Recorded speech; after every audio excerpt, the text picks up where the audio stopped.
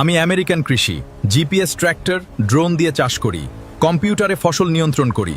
তোমরা এখনো হাল লাঙল নিয়ে মাঠে যাও। হাল লাঙল? এই হাত দিয়ে 17 কোটি মানুষের পেট ভরাই, বন্যা আসে, খরা আসে দাঁড়াই, তবুও ফসল ফলাই। তোমার যন্ত্র ছাড়া কি এটা সম্ভব?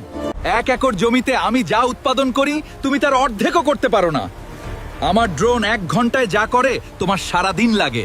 উৎপাদন, বাংলাদেশ এখন ধান উৎপাদনে বিশ্বে তৃতীয়, মাছ উৎপাদনে চতুর্থ, সবজিতে তৃতীয়।